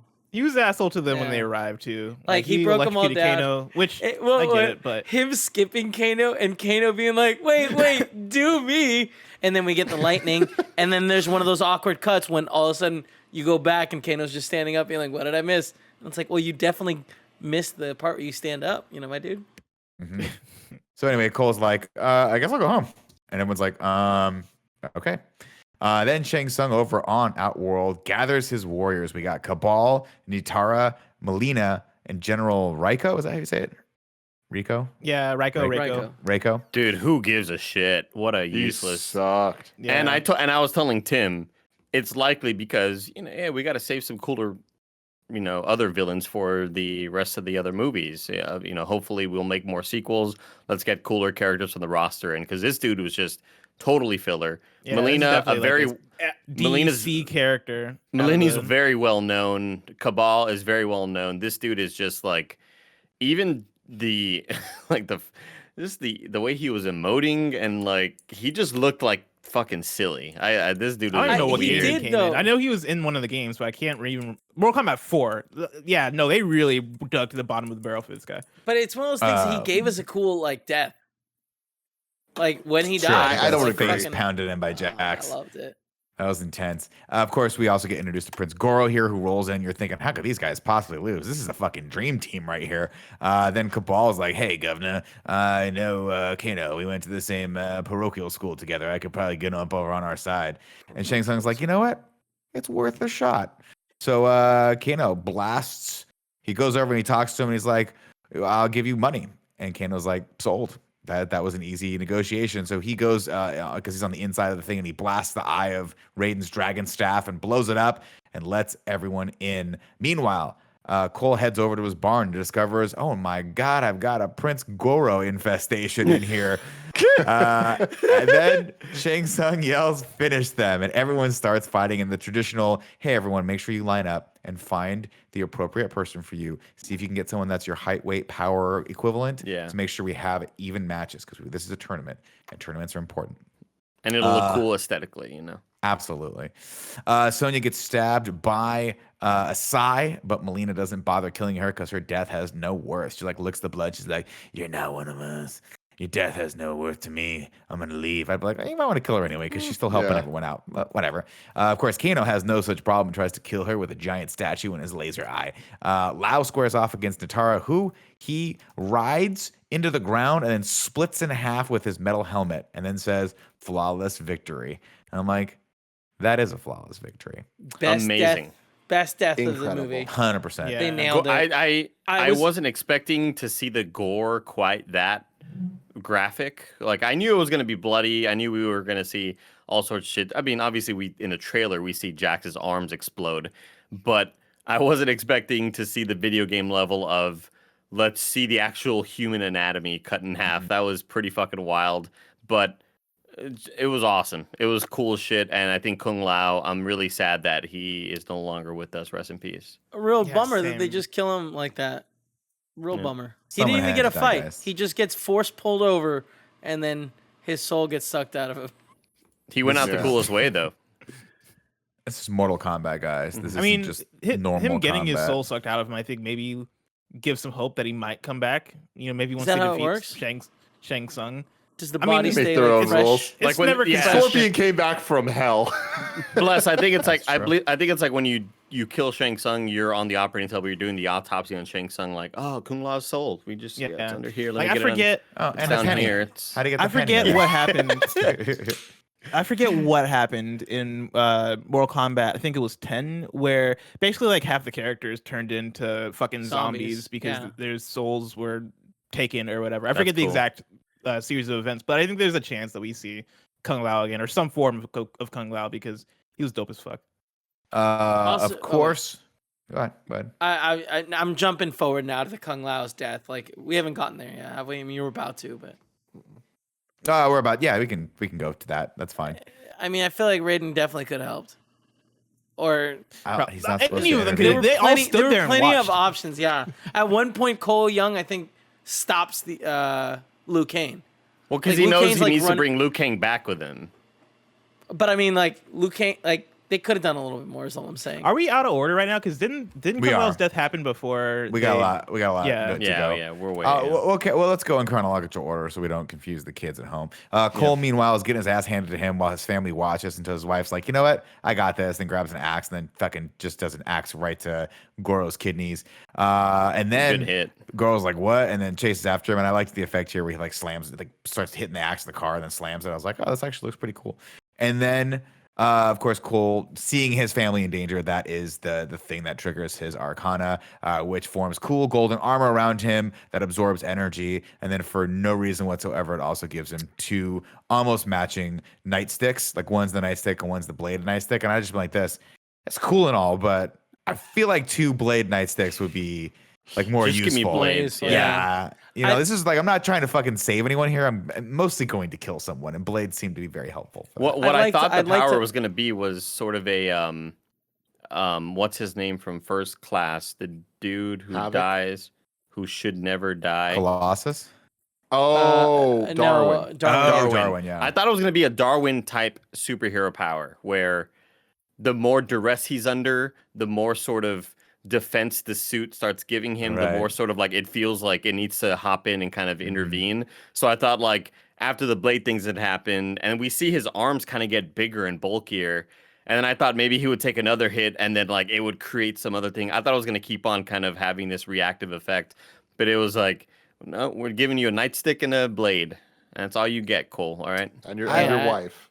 She's gonna Yeah. come help you. Which is Yeah. really I- fucking weird. Nick, you said it was cool. I'd like to argue that it's not cool, and in fact, the like rebuttal. this Under Armour shirt that they give him, lame. I like it only because the character is set up as like he's the kind of fighter that steps in the pocket and takes a beating. And so, of course, his superpower would be that he's got armor that absorbs energy, so he can take the beating and then give it right back to the person. With But an only uppercut, for which this he one does. fight. Only for this one fight. Later, he Hey, man. doesn't absorb power. Kevin, you gotta recharge the armor sometimes. You know what I mean? You gotta plug it into the USB-C He didn't port. find the You USB gotta- slot. Like, where is yeah. the fucking thing? Where it's not. I thought it don't was know where it kinetically is. charged. The I don't whole know, scene man. when they were each like fighting, when there was multiple Mm-hmm. fights happening at once. This is where I really wish the techno music kicked in. Oh, and yeah. we actually got the OG theme. I think it could have been cool too. Yeah. Of course, He starts blocking until Emily's like, hey, throw an uppercut like last time. I told you, remember, I throw you uppercut. He's like, yeah, you're right, throw an uppercut. And he does, and it knocks him back. And then Goro's like, well, I'm not done yet. So he starts beating him again, and then it charges up a lot, and then he uses it to chop Goro to bits. And then I also want to say shout out to the sound design here, because the sound of the blade going through Goro's skin was very visceral. The sound design in general in this movie was fantastic. I thought it was all really of the ice sounds and just the use of surround in general. I thought they did a really, really good job with it to feel frenetic.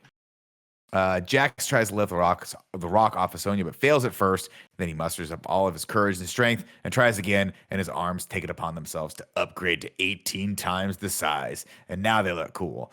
Raiden and Shang Tsung square off as Raiden opens up a lightning doorway to bring Cole back. Shang Tsung tells him it's impossible, but Raiden thanks him. He's like, hey, man, thanks for helping my fighter find his arcana. And you're like, he had this plan the whole time. He knew exactly what was going to happen if he sent Cole. So 10% possibility, though, Cole and his family murdered. They get Because absolutely massacred. Goro won 9 championships before this. And Big now guy. gets taken out by this dude's wife. Outweighs All right. Cole by a solid 300 pounds. Raiden tries to warp everyone to the void, but Cole gets caught, so Lao steps in and gets his soul sucked out by Shang Tsung, and no one can help him because they're just too many feet away. They're just Cool so effect. far away. 20 feet away is good. That's a good way to describe. I like the the, big 8 feet away. They are They were- several I was feet away. 3 feet away, guys. They couldn't do anything. I did enjoy the effect here, seeing the. I mean, I love green smoke, right? It just that's Shang Tsung, right? The green smoke is just kind of his vibe. But seeing the skull underneath and kind of his skin withering away, I thought that effect looked pretty dope. And yeah, man, sucks for Kung Lao. Yeah, this scene was a bummer. Like they made Kung Lao like so obnoxious, but somehow because of how he fought, like I liked him, and I didn't want him. Like I would like to see more of that fighting. So bring him back for 2 somehow. Let's you get a know what I mean? prequel. Yeah, Let's man. get a Liu Kang and Kung Lao prequel, man. Dude, I want a Kung Lao. This wouldn't make sense narratively, but a Kung Lao versus Cabal movie would be sick. Just because they're the 2 dopest characters when it comes to their fighting style and effects and shit. I agree. Cole, he was like, listen, man, we're done. We're gonna hide out here in the Raiden's like, we're gonna hide out here in the void forever. And Lu's like, no, we can't do that. I gotta go back and avenge my brother's death. And Cole's like, my family's still on Earth. We gotta all go back, but this time we gotta go back the right way. And Raiden's like, that's what I want to hear. And he gives him his father's blade. He's like, remember when I said this was your father's blade? I meant your great auntie's friend's neighbor's blade. Right, it's dumb. You're not dumb for Listen, misunderstanding. It's in dumb. it's in the script that I wrote. I can't not read it.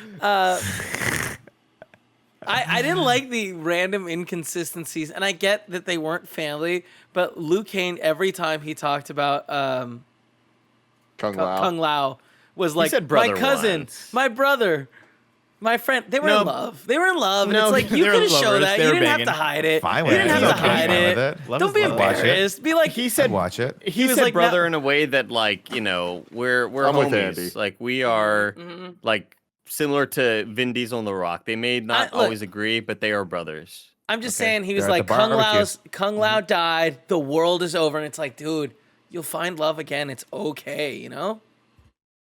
Of course, they're like, how are we possibly going to beat these people? And Cole's like, I have a great idea. Why don't we fight smarter? Instead of just getting in there and pounding, we're going to take advantage of the fact that Raiden can send us to anyone. And we're going to square off against people that we should square off against. And Sonya, you get Kano. And she's like, I got a secret plan for him. And that secret plan, I think, was either darkness or just to throw a canister of powder at his eye. But I'm not quite sure what her... I think it missed was the whole acid. strategy It there. It was the Acid. gnome.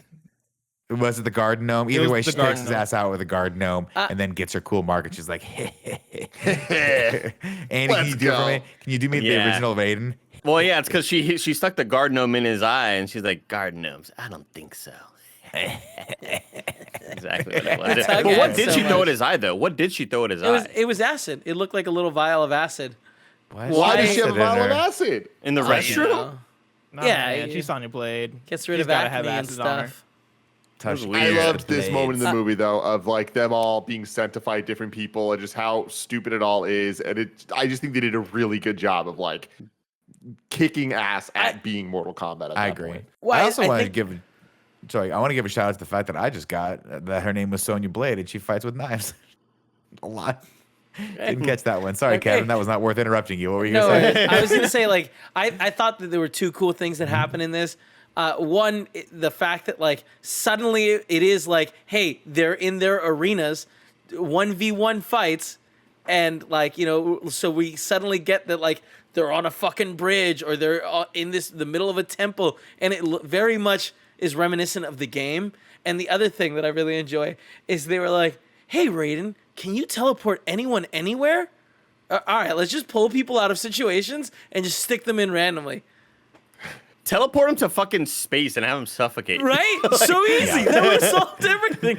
Well, it was funny too man, that they're you're like, we're in going to dream teleport space. you, everyone, so we're all doing different fights, except for two of us who are going to Yeah. do a duel fight. Yeah. Why? The duel fight was cool. There's though, man. also It was that cool. It tag, was man. cool. There's MP9. also the technicality of Raiden being like, I can't interfere, but he has in fact interfered a lot in this And fight. he's at just this like, point. I Nick, just it was a lot moved of- people. I just It was a moved lot people. of like winking at the camera. It was a lot of like, I can't do this I can't tell you that we have an upcoming sale coming up this weekend. I cannot tell you that, but it's very much like Bob in The Incredibles telling the lady, Absolutely. little old lady, did we talk about the Liu Kang fight already? No, not yet. No. That's Okay, that's just kind of here in this moment or whatever. Yeah, go but ahead, talk about it. That's before that, I really do enjoy obviously Sonya Blade's fight, and she mentions earlier, please tell me I get to take on the bitch with the teeth, the fucked up teeth or whatever. They're like, no, you get to take on your rival, Kano. You got to take him out. And then for some reason, it hadn't even clicked with me, the fucking tattoo. She kills him, gets a tattoo. Yep. Guess what? She comes back and actually gets to take on the bitch with the fucked up teeth. I And think that was- the Melina reveal and the mouth was cool as shit. I wasn't expecting it. I thought they were going to keep it just that. That was awesome, and I thought Liu Kang's fight was fucking cool as shit too. I loved watching Cabal speed around, Melina teleporting all over the place. It was just really cool aesthetically. One thing I wish they did with Melina, though I think I understand why they didn't, is Melina. I like the Melina reveal usually in the games because Melina goes from this character who she's wearing this overly mouth sexy, covering, and yeah. she's overly sexy, has the big old titties, and when she Yeah. reveals her mouth, it becomes just like, what the fuck? I wasn't expecting that kind of moment. And I feel like them not doing that or not doing anything that's like sort of similar kind of took it out because you see her from the get go and she has the mouth markings. At the very least, if they covered the mouth and did keep it a little bit more conservative, so it wasn't like a male gazy.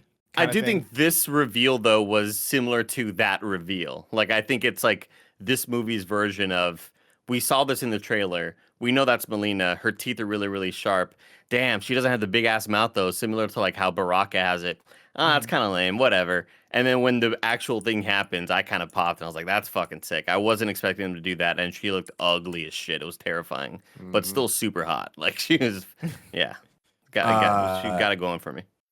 So Sonya takes care of Melina. Lou, of course, takes care of Cabal with the fiery dragon and the quicksand and all that cool stuff, which was dope. And then Sub-Zero shows up uninvited and just lets himself into Cole's house. And his Pretty wife's funny. like, oh. Pretty weird, bizarre scene of Sub-Zero just like at the door. And there was a weird music cue there too. He's Where I was like, yeah. this just. It was a jump this- scare. She it was was like- weird. she was Yeah, like, it felt she's like like- horror-ish. Yeah. hello? And he's like, pizza delivery. I would have like, loved it if he "You can wasn't see even her, looking right?" through the door. Like if they cut it and he's just like, Sideways, like, where's the entrance? To I can't this see place? with these contacts in. Oh man! Of course he comes back and Cole spots him and he uses Emily's that string bracelet, who is now frozen, to bait him into and chasing him back through the portal. When he does, of course, he pops out on the other side in his gym, but everything's been frozen over now. And Sub-Zero says, finally, the Hisashi bloodline will end. What's up, Kev? I was gonna say I really like the idea of Sub-Zero getting there early and being like, I'm gonna put some ice over here. Oh, it's gonna Yeah. fucking look cool. this is my arena. No, Yeah, you know like, what yeah, you know what it was, Kev? set You know what it dressing. was? It's like when you start trimming your beard, but you fuck up one side of it, and you're like, "Fucking ice everywhere! I'm gonna put ice everywhere." I was just gonna ice the chair, but I fucked up, and now I can't ice it. I don't know how to de-ice things. Let's see. I Sub-Zero don't gets know one how over. to de-ice things. I don't have that power. I can't de-ice anything. Sub-Zero gets one over on Cole, and in a last-ditch effort, he takes out his Hanzo's blade. But Sub-Zero's like, bro, what the fuck are you doing with that? Takes it away from him, and as he does, of course, it starts to heat up. And I was like, oh, cool. He's gonna like take the blade and punch it through his heart or whatever like that. No, he's not gonna do that.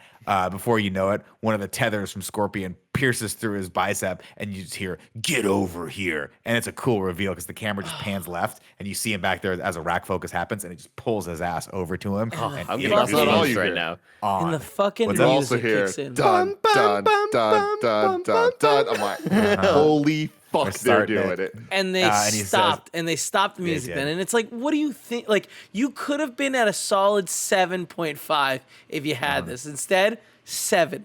You know? Sad. Yeah. Missed opportunity. Of course, he says, "I have risen from hell to kill you," and then Hell takes yeah. off his mask and he says, "Remember this face? I am Scorpion now." Sub-Zero's like, "Whoa, that's pretty cool." And then Sub-Zero's like, "You know what else I can do though?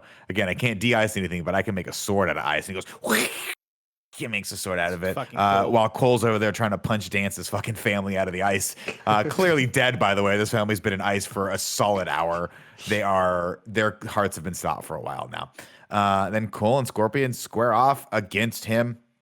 I'm sorry, Scorpion and him fight for a little bit. They all get messed up anyway. And then Cole and Scorpion square off against him, and he says, "For Shirai Ryu," which I assume is his wife.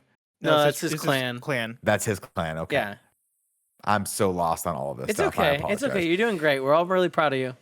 Thanks. And I then thought it dad was and his son, dad, too. father and son square off in the frozen octagon. Shout outs Frozen to octagon. Shoutouts to Raiden being like, if you fight with this blade, like your family will be with you. Yeah. Yeah. Or not. Or maybe it's just a blade. I don't know. I don't meddle. I don't interfere. I'm He's not like, metal. "So, and at the end of the fight, we get the like, oh, you knew he was gonna come, and it's like, I did. I did. I knew it. I knew it. Of course, I love that they're in the frozen octagon, by the way. Sub-Zero sheds his armor because he's getting his ass kicked, and then freezes it's so Scorpion. cool. So Cole squares off against him and stabs him through the stomach. And then Scorpion used the opportunity to thaw out Cole's family, saving them. And then Sub-Zero takes off his mask and spits blood. And he's like, "For Lin Kuei." And then Oh, yeah. father and son skewer his ass. And he's like, "Good job." And then of Good course, job, Papa. Big B turns to Thanks, him and Daddy. says, I'm proud of you, son. He's good job, son. Papa. Papa. And there's so many cool moments in this fight, like when Sub-Zero makes the wall of spikes to throw Scorpion into. That's so sick. The ice Yeah. clone is insane. Honestly, shout out to all these fights because we have Yeah, ice also clone was the cool. Liu Kang bicycle like kick. Like it's Oh, right. there's so Oh, many yeah. great And it finally moments. looked good. It And that looked was the first good, time as opposed to- we actually got the song in the movie too. Was the bicycle kick? Yeah. Dude, the first movie that bicycle kick looked so jank, but it was one of those ones where it's like, we'll take what we can get.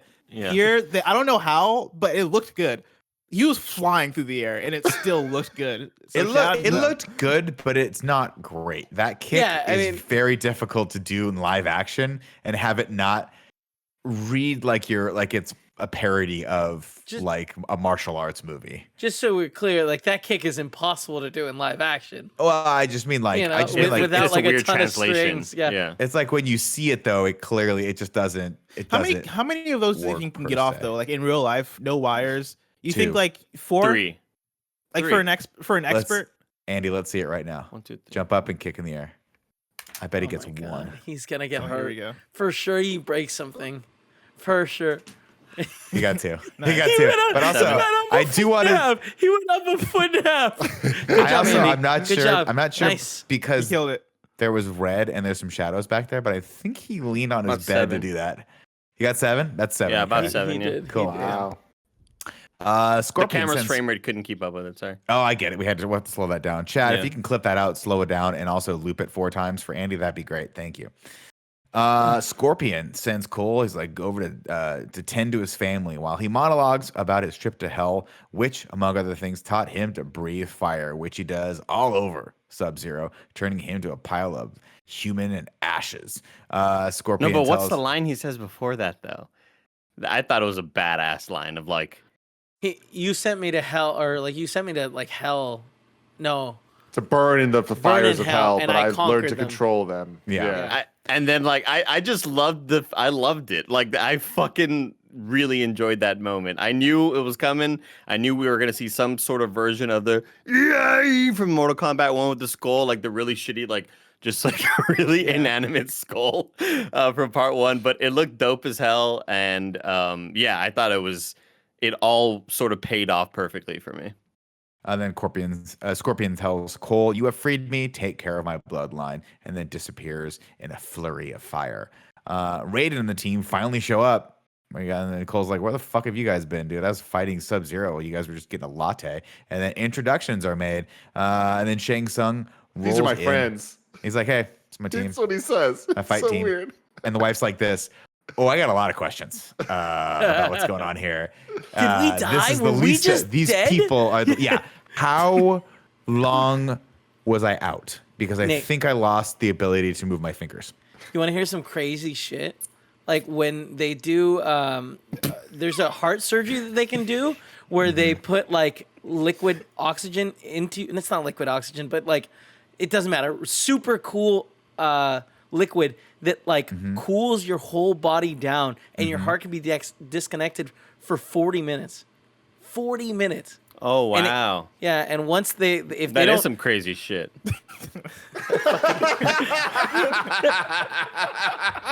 I'm just saying, like, you know, like suspended pretty cool. animation That is is fucking pretty real. cool. You got to bring it That's back cool. a certain way, or else your blood becomes chunky. Oh, ew. And you die. Blood. You clots. Your blood clots, and you die. A genuine ill from Nick.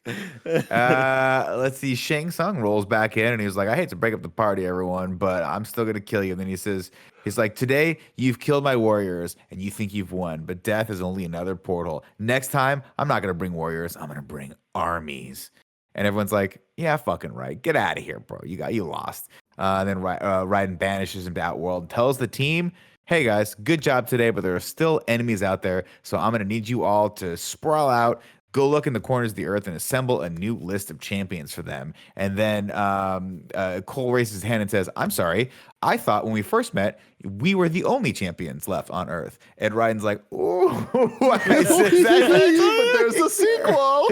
we're gonna make some money off this bad boy. We got to bring some of the other fun characters back in." So Cole says, "Who's first?" And then we cut back over to the gym, and Cole's old manager's like, "I got another fight for you for $200." And he's like, "I'm not taking your stupid fights anymore. I'm out of here. I'm heading to Hollywood." And he goes, "What's in Hollywood?" He goes, "Not what, who." And as he walks out, the camera dollies with him and lands on a poster of the one and only Johnny Cage. Starring And then, Citizen Cage. finally, And the then new what theme happens, plays. Nick? Then Get finally, the the dragon song logo, plays. and it fucking hits, and Yep. I'm just like, yes, thank you. Thank Yep. you. I There it really, is. really disliked the janitor, or not the janitor, but the dude who Yeah, worked Gym there, owner, yeah. I the keep gym calling him the owner. manager, but he's like the gym owner, yeah. His acting there was just like Yeah, the of whole him just time. being like, where you going? Hollywood. Hollywood. Hollywood. Like, It's not a real place. it really felt like a stage play in high school, like Hollywood. Let me tell you a thing or two about that. Like I thought he was gonna monologue or some shit. It was really weird. It was I bizarre. lost my heart. I in want Hollywood. to throw back just for a moment to when we're first introduced, when Liu Kang is introducing everyone to Raiden, and he was like, "I was tasked right to back. find all the what is it? The challengers? No, the champions. The Chosen? Oh, champion. Okay. The champions of this realm." And it's like, you didn't. Like they found you.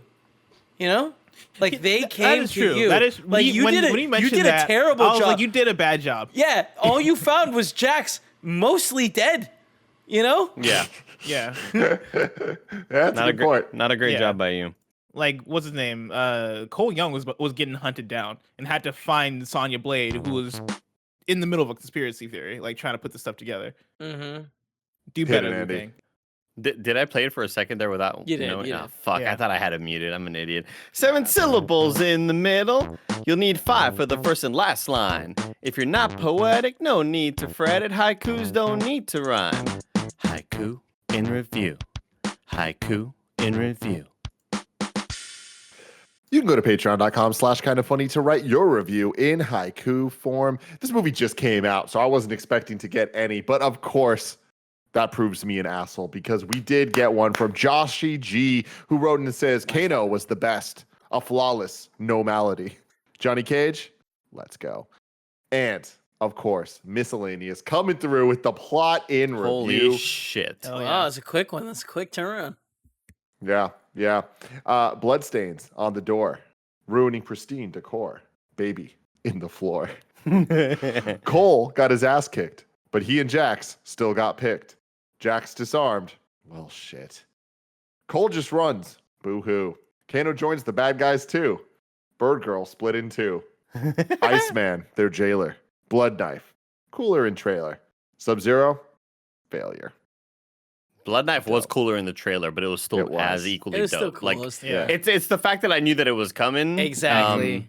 Because all the excitement that we had for it was in that fucking reactions. Yeah. But it still looked dope as hell, and I really hope Sub-Zero comes back in some shape or form for part 2 because they can keep on making and creating more inventive ways for using ice in combat. It just looks dope as shit. Yeah, and I Yeah. think there's something there too in terms of Sub-Zero just feeling different from other characters. Like I think they do well in this movie is the fact that Cabal has his own style, Kung Lao has his own style. Like each character pretty much has their own particle effects that go with them. Totally. But Sub-Zero with the ice just feels so unique and different. Same with like Scorpion and the fire. And if we don't have Sub-Zero or a version of Sub-Zero in the next movie, I think that'll be missed a little bit.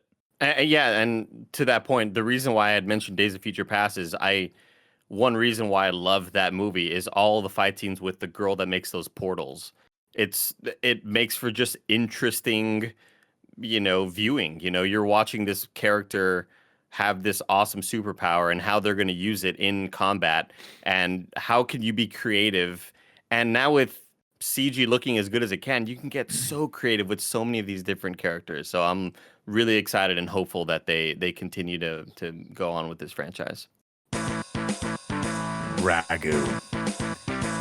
Bagu. What's up, everybody? Welcome to Rad Guys Talk Bad Guys here from Mortal Kombat in review. Right now, we got Fang at number 1 from Balls of Fury. For a second, I was like, Fang, what's wrong? Yeah, I was like, I don't remember that character. Yeah. That's Tekken. You crazy bastards. We all put him at number 1. That's what happened. Shang Tsung, of course, and Goro from Mortal Kombat 1 are coming at number 2. We left 3 blank. And then Shao Kahn and Sindel from MK Annihilation are coming in at number 4. Where do you want to put the new Shang Tsung and the gang? I'll put all the gang. I put him number 3. Really? Whoa, really? After, because like what? The Shang Tsung in Mortal Kombat 1 is better than the Shang Tsung in this movie. Yeah, but Shang Tsung is just the kind of businessman in this one. He's just kind of behind it all. It's like the squad of the baddies in this one, like they're fucking cool. And at the end of the day, this movie's about the fight scenes, and the bad guys do cool shit in the fight. Yeah. Cabal's awesome. Dope. Cabal And I know- alone, I think, puts them at number 1. And I know at the time Kano was a good guy, but he does turn bad. bad, yeah. And Kano was so much fun to watch. And I So think he much was fun, always yeah. kind of like the anti-hero of it all anyway. And then he just fully went villain because he has no allegiance. And if you can pay him off and buy him out, But yeah, I think the overall squad of baddies, like Tim was mentioning, the Ragu Bagus, I think totally should be number 1. They were so much fun, and the combat and fight scenes, and Goro looked dope as fuck. Like, yeah, I just thought all of it Yeah. was it was really just entertaining to watch. Go ahead, Nicholas. I will say as a counter argument though, okie dokie, artichoke. Artichoke. You got me. I think that's the number 1. I mean, all right, let's show of hands. Who thinks that the new Shang Tsung and the Baddies, which sounds like a cool boy band, is better than Fang from Balls of Fury? Show of hands. I'll throw it up there too. There it All of is. us. Okay, so Dang it. Almost the list- unanimous. Nick, if you could have named that other one-liner that that Walken has in there, the one that Tim and you brought it up towards the end of the last interview, and Tim and I had a moment. We're like, oh shit, that's what we were trying to think of. That moment was so fucking funny. I don't that was remember the exact. It was the line. part where he was like, "I don't normally give Oh, yeah. people I like tours, you." but Randy."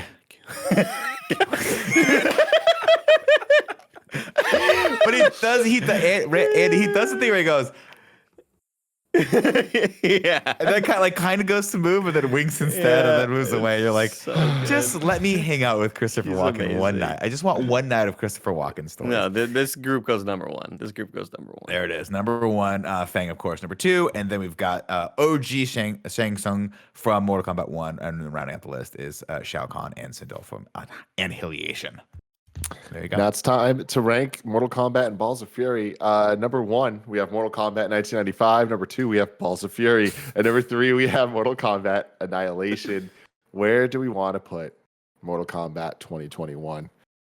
I'm starting it off. It's number one. It's I think it's number easily number one. I think that there's movie. actually, it's a good enough movie that it works. And at the end of the day, they succeeded at having quantity and quality of fight scenes. That's really all we can ask for. I do think that the music is so much better in the first one.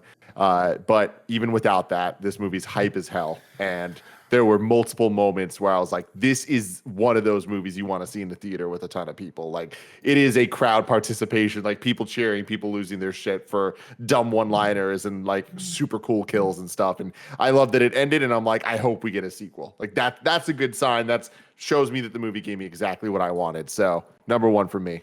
Same here. I go number one. I think that it gave us all the action we wanted and were hoping for. And it gave us plenty of gore and just kind of that shock, like, holy shit, they're actually doing that. And it looked amazing. Visuals were fantastic. And it had lines of dialogue that didn't have you laughing because they weren't funny. You know, like Mortal Kombat 1 gave several one-liners that you laughed at because they weren't funny. Or they had lines of dialogue that were supposed to be really cool, and you laughed because they were just bad, you know? This movie had just a lot of legitimately funny humor, I thought. Stuff that was making me laugh in a genuine way, as opposed to I'm laughing at you, not with you sort of way. So this easily goes number one for me. I agree. I also Okie agree. dokie. That's where Out of it's chokey. number one. I don't usually give people tours, but Randy. Yeah, to me, like Mortal Kombat 1, I think a thing that movie does very well is nostalgia, and how it takes certain moments that you love from the games and does that well enough to where we look at that and we have nostalgia for that movie. But this movie, I think, does that same thing, but then goes beyond it by actually having really good action in a lot of the parts. And even though I'm like in certain points, I'm like, the story could be way better. I think overall, this is easily way better than the other three movies that we've reviewed for the series. Except for maybe Balls of Fury, which is a masterpiece. Man, come on, masterpiece. Well, there we go. Number one, Mortal Kombat 2021. Number two, Mortal Kombat 95. Number three, Balls of Fury. Number four, Mortal Kombat Annihilation. God, we're so fucking stupid. We're so stupid. Next week, we are returning with Falcon and the Winter Soldier in review for MCU in review. And then Pixar in review continues with Ratatouille. Very fun stuff. Until next time. Okie dokie. Okie dokie. Joking.